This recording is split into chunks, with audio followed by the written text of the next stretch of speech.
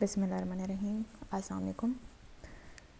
आज हम आपका मेटाबॉलिज्म ऑफ कार्बोहाइड्रेट स्टार्ट करेंगे। तो मेटाबॉलिज्म में देखते हैं कि what are the metabolic reactions और पाथवेज। कार्बोहाइड्रेट के जो मेटाबॉलिक पाथवेज हैं, जितना भी कार्बोहाइड्रेट यूज़ करने के लिए, स्टोरेज करने के लिए, तो वो हैं हमारे पास 6। ग्लाइकोजेनेसिस में आपके ग्लाइकोजन की सिंथेसिस होती है, ग्लाइकोजन बनता है बॉडी में, ठीक है, लिवर में स्पेसिफिकली। फिर सेकंड है आपका ग्लाइकोजिनोलाइसिस। ये है ग्लाइकोजन की ब्रेक डाउन, मतलब जब बॉडी को ज़रूरत होती है, पहले ग्लाइकोजन बन गया, अब बॉडी को जब ज़रूरत होती है तो ग्लाइकोजन की ब्रेक डाउन होती है। सो उसका पाथवे है ग्लाइकोजिनोलाइसिस।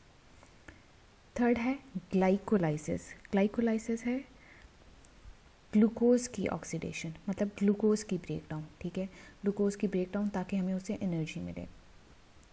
फोर्थ है hexose monophosphate shunt. Hexose monophosphate shunt है आपका, जिसमें आपकी NADPH बनती है। फिर है try carboxylic acid cycle, TCA cycle, ठीक है। इसमें पायरुवेट की ऑक्सीडेशन होती है, एसिटाइल कोएंजाइम A की ऑक्सीडेशन होती है, ठीक है।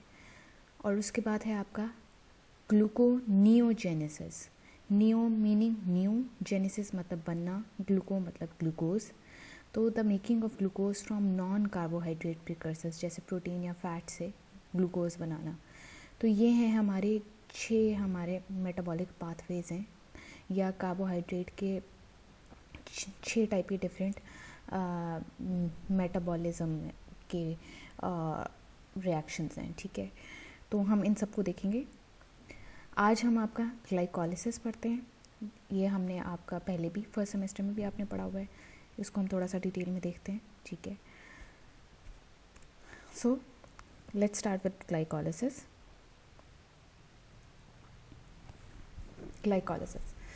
Glycolysis is the process in which glucose is broken down to produce energy.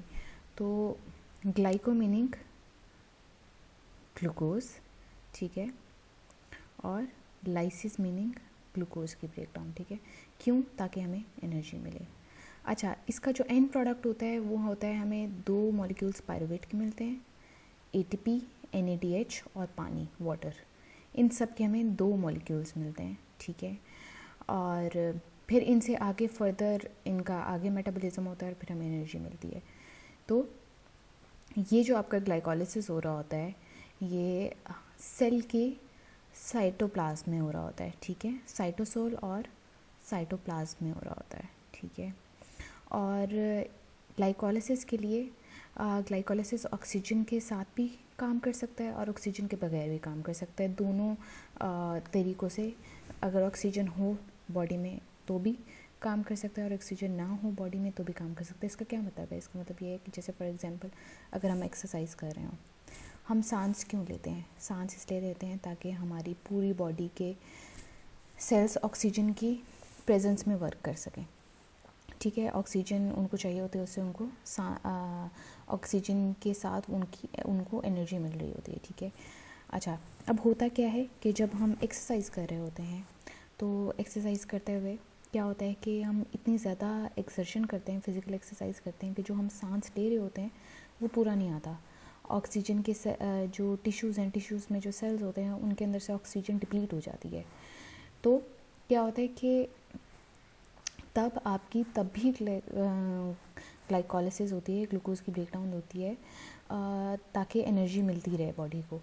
तो उस वक्त जब ऑक्सीजन के बगैर आपकी बॉडी काम करती है, ठीक है, मतलब इसका मतलब ये है कि एक्स्ट्रा एक्सर्शन पड़ रही है। वो जो एक्सरसाइज है वो हमारे लिए चैलेंज है। जैसे ये कि पहली बार जब आप एक्सरसाइज करते हैं तो आपकी सांस फूलती है, और दूसरा आपकी, या कभी कभी आफ्टर अ लॉन्ग टाइम आप किसी बिल्डिंग में जाएं, कहीं भी जाएं और वहाँ पे सीढ़ियाँ हो और आप सीढ़ियाँ चढ़ें आफ्टर अ लॉन्ग टाइम और लंबी चढ़ें, सांस आपका फूल जाता है। तो क्या होता है कि वो जो आपको मुश्किल लगी होती है और बड़ी मुश्किल से आप चल तो लेते हैं लेकिन आपको मुश्किल लगता है, ठीक है, तो उसमें ये होता है कि आपका सांस भी फूल जाता है और फिर बाद में जब आप रेस्ट करते हैं या बाद में जब आप बैठते हैं तो आपकी जिस्म पे या टांगों में खलियाँ पड़ गई होती हैं, कहते हैं ना खलियाँ पड़ गई हैं, ठीक है, ग्रीन या ब्लू कलर के आपके स्पॉट से पड़ जाते हैं बॉडी में। वो क्या होता है, वो उस वक्त आपकी टिश्यूज़ ने ग्लाइकोलिसिस किया होता है विदाउट ऑक्सीजन और उसके रिज़ल्ट में लैक्टेट बन गया होता है बॉडी में, ठीक है। तो ग्लाइकोलिसिस ऑक्सीजन के साथ भी हो सकता है और ऑक्सीजन के बगैर भी हो सकता है। इसको हम एम्डेन-मेयरहोफ पार्नस पाथवे भी कहते हैं या हम इसको EMP पाथवे भी कहते हैं। क्यों? क्योंकि ये तीनों आपके साइंटिस्ट थे, जर्मन साइंटिस्ट थे, जिन्होंने मिलके ग्लाइकोलिसिस को दरियाफ्त किया था। अच्छा, ग्लाइकोलिसिस जो है वो हमारा प्राइमरी स्टेप होता है सेलुलर रेस्पिरेशन के लिए, ठीक है। सेलुलर रेस्पिरेशन का मतलब इन शॉर्ट यही है, एनर्जी प्रोड्यूस करना, ठीक है, फ्यूल प्रोड्यूस करना ताकि काम कर सकें, ठीक है। तो ग्लाइकोलिसिस हमारा पहला स्टेप है कार्बोहाइड्रेट मेटाबॉलिज्म के, ताकि या एनर्जी मेटाबॉलिज्म का पहला स्टेप है कि जब आपको एनर्जी चाहिए होती है।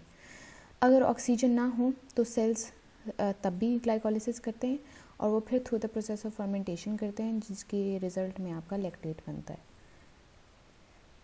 अच्छा, आप यहाँ पे देखें, glycolysis is the first pathway of cellular respiration, ठीक है। इसको हम सेलुलर रेस्पिरेशन का फर्स्ट पाथवे कहते हैं, जो ग्लूकोज के मॉलिक्यूल्स को ऑक्सीडाइज करता है, ठीक है। वर्ड देखें, ऑक्सीडाइजेशन, ठीक है। ऑक्सीडाइजेशन के ऑक्सीजन की प्रेजेंस में उसको ब्रेक डाउन किया है, ठीक है। इट इज़ फॉलोड बाय, उसके बाद फिर क्रेब्स साइकिल होता है और ऑक्सीडेटिव फॉस्फोराइलेशन होती है ताकि ATP बने, ठीक है। तो ग्लाइकोलिसिस पहला स्टेप होता है। ग्लाइकोलिसिस आपका साइटोप्लाज्म के अंदर हो रहा होता है, ठीक है।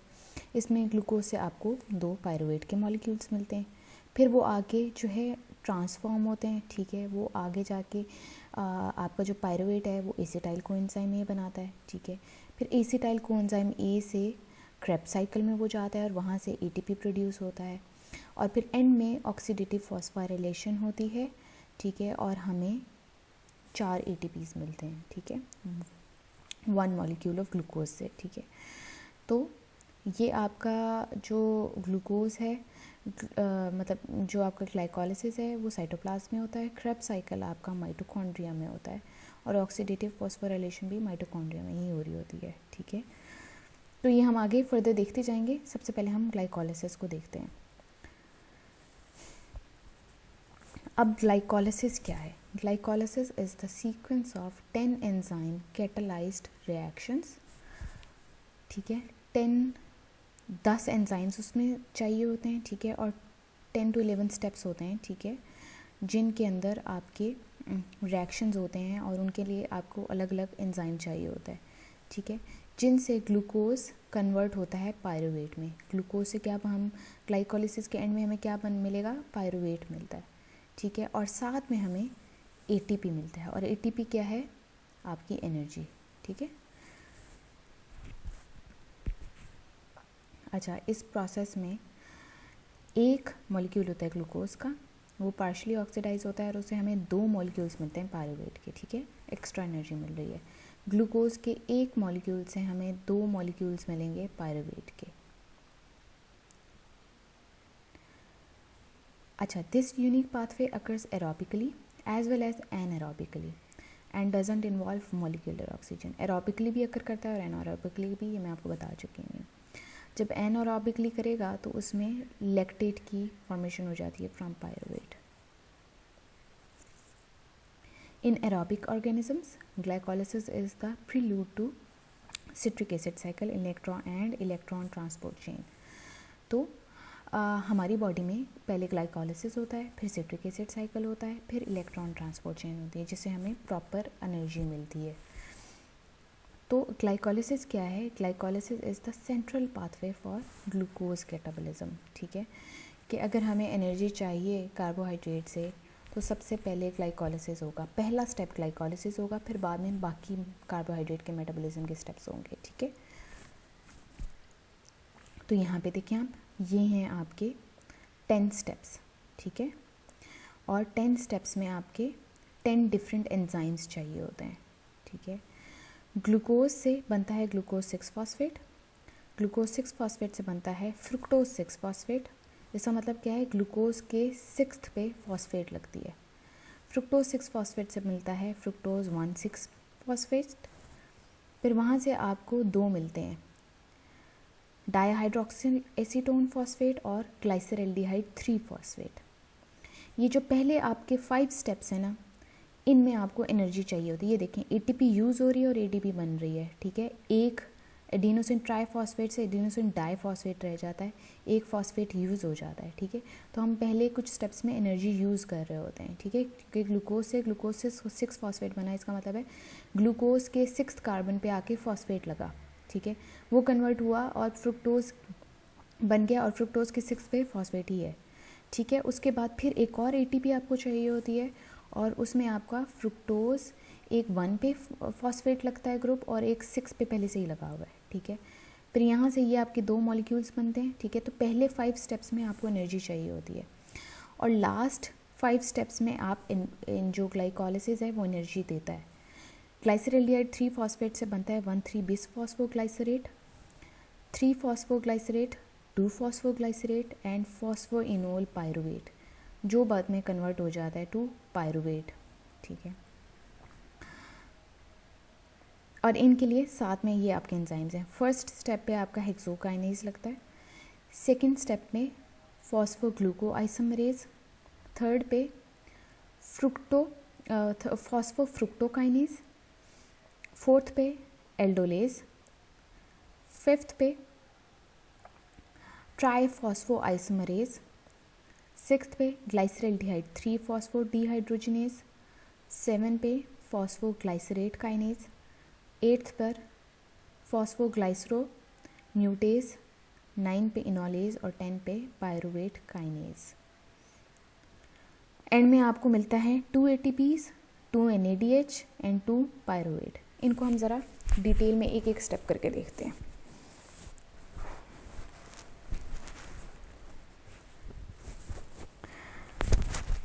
ये आपका एक और है रिप्रेजेंटेशन, जहाँ से आपको याद करना आसान लगे आप कर सकते हैं। ये हैं आपके 10 स्टेप्स, ठीक है। और यहाँ से ये आपके एंजाइम्स हैं, जैसे हेक्सोकाइनेज, फॉस्फोग्लूकोआइसोमरेज, फॉस्फोफ्रुक्टोकाइनेज, ठीक है। यहाँ पे आपकी कौन सी एटीपी कौन से पॉइंट पे एटीपी यूज़ हो रही है, फर्स्ट पे यूज़ होती है और थर्ड पे यूज़ होती है।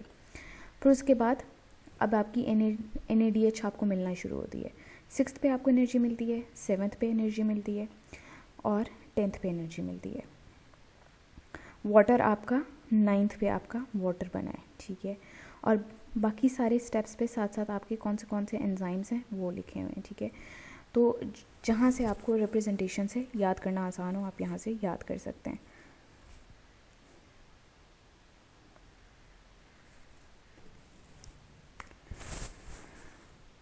तो ग्लाइकोलिसिस के 2 फेजेस होते हैं। Glycolysis leads to a break down of, अच्छा ये आप याद रखिएगा कि आपका जो ग्लूकोज होता है वो 6 कार्बन चेन होती है, ठीक है। तो ग्लाइकोलिसिस इसलिए हो रहा है ताकि वो जो 6 कार्बन चेन है वो टूट जाए। वो टूटती है तो हमें एनर्जी मिलती है, ठीक है। 6 कार्बन ग्लूकोज चेन से हमें जो है एक मॉलिक्यूल जिसके अंदर 6 कार्बन चेन है, उससे हमें 2 मॉलिक्यूल्स मिलते हैं 3 कार्बन पायरुवेट के, ठीक है। अच्छा, तो इसके 2 फेजेस हैं। पहले फेज़ को प्रेपरेटरी फेज़ या एनर्जी रिक्वायरिंग फेज़ या एनर्जी रिक्वायरिंग स्टेप्स कहते हैं, जिसमें हमें एनर्जी चाहिए होती है। सेकंड फेज़ है आपका पे ऑफ फेज़, जिसमें हमें एनर्जी मिलती है, एनर्जी रिलीजिंग स्टेप्स होते हैं। तो जो प्रेपरेटरी फेज़ है वो फर्स्ट 5 स्टेप्स हैं आपके। The first half of glycolysis is an investment phase. It uses 2 ATP molecules. हमें जब एनर्जी चाहिए होती है 2 एनर्जी हम ATP मॉलिक्यूल्स यूटिलाइज़ करते हैं, ठीक है, ताकि ग्लूकोज की फॉस्फोराइलेशन हो जाए, मतलब उसके अंदर हम फॉस्फेट ऐड कर रहे होते हैं, ठीक है। फिर उससे वो स्प्लिट होता है और हमें 3 कार्बन मॉलिक्यूल्स मिल जाते हैं, ठीक है। तो होता कैसे है कि ग्लूकोज एंजाइम्स की मदद से फॉस्फोराइलेटेड होता है और ATP एनर्जी यूज़ होती है ताकि फ्रुक्टोज 6 1 फ्रुक्टोज 1,6 बिसफॉस्फेट मिले। ये फ्रुक्टोज 1,6 बिसफॉस्फेट फिर स्प्लिट होता है in half to yield 2 molecules of glyceraldehyde 3 phosphate and dihydroxyacetone phosphate। ठीक है, तो फर्स्ट फेज़ में क्या होता है, हेक्सोज चेन, हेक्सोज है ना, 6 कार्बन चेन है ग्लूकोज की, वो क्लीवेज हो जाती है, वो टूट जाती है। ठीक है, इस क्लीवेज के लिए हमें 2 ATP मॉलिक्यूल्स चाहिए होते हैं। पे ऑफ फेज जो है वो आपका सेकेंड हाफ ग्लाइकोलिसिस है, इसमें आपकी इन्वेस्टमेंट पे रिटर्न मिल रहा होता है आपको। ठीक है, इसमें क्या होता है, for second half of glycolysis involves phosphorylation without ATP। अब इसमें हमें ATP की ज़रूरत नहीं होती। ठीक है, ये लास्ट आपके स्टेप्स होते हैं। एंड प्रोड्यूसिस, बल्कि इनमें हमें 2 NADH मिलते हैं और 4 ATP मॉलिक्यूल्स मिलते हैं पर ग्लूकोज। हर ग्लूकोज पे हमें 2 NADH और 4 ATP मॉलिक्यूल्स मिलेंगे। ठीक है, ये लास्ट 5 रिएक्शंस होते हैं आपके। ठीक है, और कहाँ से आपका शुरू होता है, ग्लाइसरल्डिहाइड 3 फॉस्फेट जब आपका कन्वर्ट होता है। ठीक है, अच्छा अब आगे आए आप स्टेप 1 पे। ये आपकी स्टेज 1 है। इसमें क्या होता है, a phosphate group is added to glucose in the cell cytoplasm में आपका ये रिएक्शन हो रहा है। ठीक है, एंजाइम आपका हेक्सोकाइनेज होता है। ठीक है, और एक फॉस्फेट ग्रुप आपका अटैच हो जाता है। ठीक है, तो आपका जो है क्या होता है, a phosphate group is transfer from ATP to glucose forming glucose 6 phosphate. ATP होता है एडिनोसिन ट्राईफॉस्फेट, एडिनोसिन के साथ 3 फॉस्फेट लगे होते हैं, उनमें से एक फॉस्फेट ग्लूकोज के अंदर जाके लग जाता है, तो उसमें हमें ADP रह जाता है। ठीक है, और ग्लूकोज हमारा ग्लूकोज के 6th कार्बन पे फॉस्फेट जाके लग जाता है, तो बन जाता है हमारा ग्लूकोज से ग्लूकोज 6 फॉस्फेट, और हमें इसमें क्या एंजाइम चाहिए होता है, हेक्सोकाइनेज। सेकेंड स्टेज पे ग्लूकोज 6 फॉस्फेट अब आइसोमराइज होता है। ठीक है, यहाँ पे चाहे आप यहाँ पे लिख सकते हैं सेकेंड स्टेज पे आइसोमराइजेशन। ठीक है, अच्छा आइसोमराइज होता है। ठीक है, आइसोमराइज का क्या था, ग्लूकोज और फ्रुक्टोज दोनों एक दूसरे के आइसोमर्स हैं। ठीक है, सिर्फ इनकी सेम फार्मूला है, सिर्फ इनका स्ट्रक्चर थोड़ा सा डिफरेंट है। ठीक है, तो इसकी आइसोमराइजेशन हो जाती है। ठीक है, और ग्लूकोज 6 फॉस्फेट कन्वर्ट हो जाता है फ्रुक्टोज 6 फॉस्फेट में, और किसके ज़रिए से होती है, एंजाइम फॉस्फोग्लूकोम्यूटेज के ज़रिए से। फिर थर्ड स्टेज में क्या होता है, ये थर्ड स्टेज आपकी द अदर ATP, अब यहाँ पे एक और ATP मॉलिक्यूल लगेगा। ठीक है, ट्रांसफर, फिर ATP मॉलिक्यूल से एक फॉस्फेट ग्रुप ट्रांसफ़र होता है फ्रुक्टोज 6 फॉस्फेट में, और उसको कन्वर्ट कर देता है फ्रुक्टोज 1,6 बिसफॉस्फेट में। ठीक है, मतलब 1 पे भी फॉस्फेट लगा हुआ है और 6 पे भी फॉस्फेट लगा हुआ है। तो पहले वो था फ्रुक्टोज 6 फॉस्फेट, अब हो गया 1,6 बिसफॉस्फेट। इसका मतलब है कि 2 फॉस्फेट लगे हुए हैं फ्रुक्टोज के साथ, इसलिए बिसफॉस्फेट हो गया। ठीक है, एक 1 कार्बन पे और एक 6 कार्बन पे। ठीक है, इसमें जो एंजाइम होता है वो होता है फॉस्फोफ्रुक्टोकाइनेज।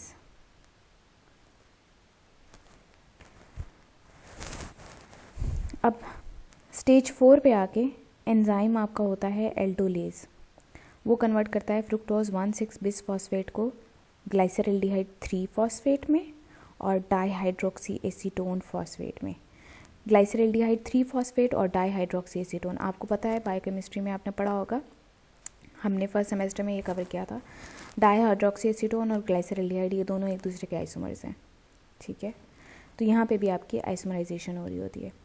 अच्छा, तो आपका फ्रुक्टोज 1,6 फॉस्फेट अब कन्वर्ट हो गया है 6 कार्बन चेन, अब आपकी कन्वर्ट हो गई है 3 कार्बन चेन्स में। ठीक है, डाईहाइड्रोक्सी एसीटोन में और ग्लाइसरल्डिहाइड 3 फॉस्फेट में।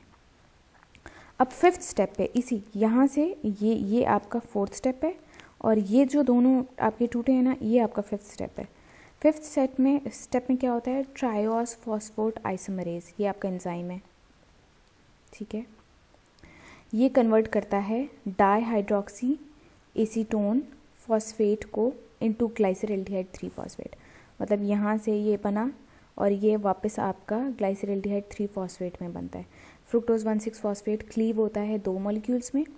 5th में डाईहाइड्रोक्सी एसीटोन आपका बन जाता है, कन्वर्ट हो जाता है इनटू ग्लाइसरल्डिहाइड 3 फॉस्फेट। क्यों? क्योंकि डाईहाइड्रोक्सी एसीटोन और ग्लाइसरल्डिहाइड एक दूसरे के आइसोमर्स हैं।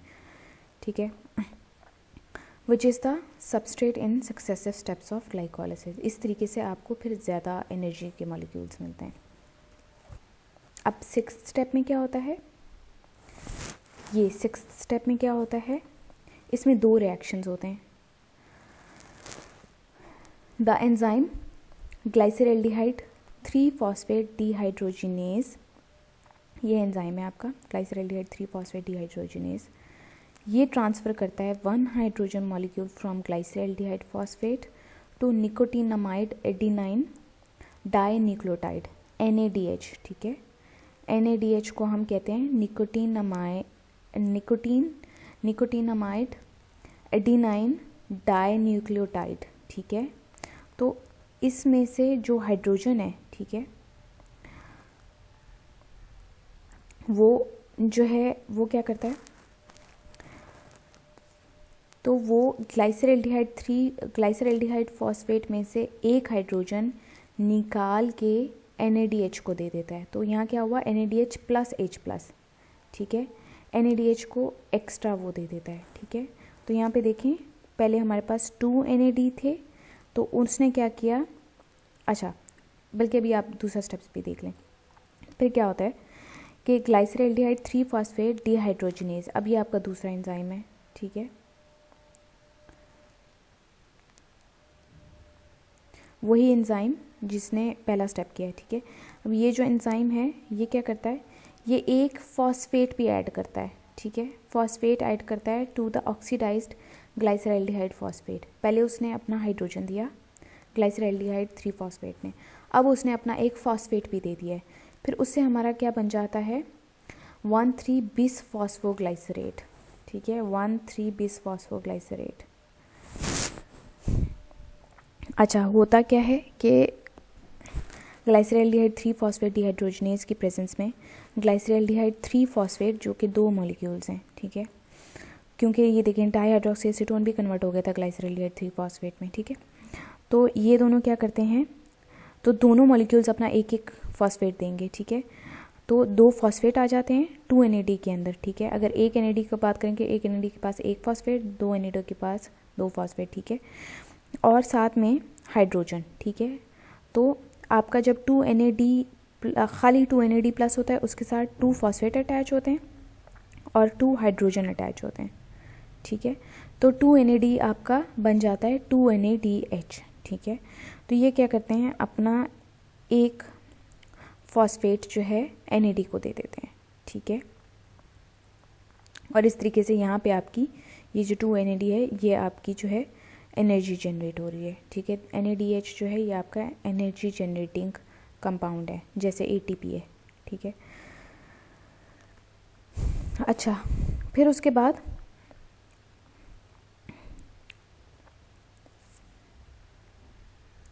स्टेप 7 पे यहाँ पे फॉस्फेट इज ट्रांसफर्ड फ्रॉम 1,3-बिसफॉस्फोग्लाइसरेट to ADP to form ATP।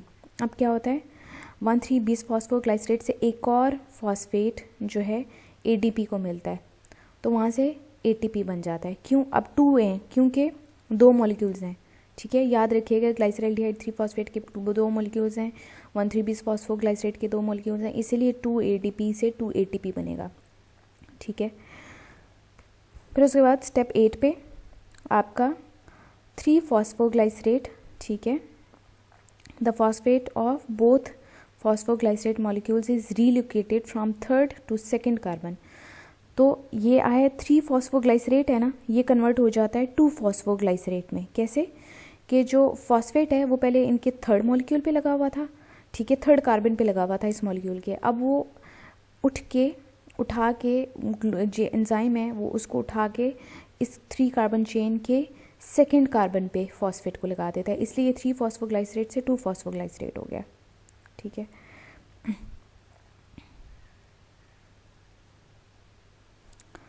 फिर उसके बाद स्टेप 9 पे क्या होता है कि एंजाइम इनोलेज, ठीक है, एंजाइम इनोलेज क्या करता है, एक वाटर मॉलिक्यूल रिमूव करता है फ्रॉम 2-फॉस्फोग्लाइसरेट to form phosphoenol pyruvate. Water molecule जब रिमूव हो जाता है तो वो प्रोडक्ट कन्वर्ट हो जाता है इनटू फॉस्फोइनोल पायरुवेट में, ठीक है। यहाँ पे इनोलेज के ज़रिए से एक वाटर निकलता है, यहाँ पे एक वाटर मॉलिक्यूल निकलता है, अगर 2 मॉलिक्यूल्स हैं तो 2 वाटर मॉलिक्यूल्स निकलेंगे, ठीक है। तो ये बन जाता है फॉस्फोइनोल पायरुवेट में, ठीक है।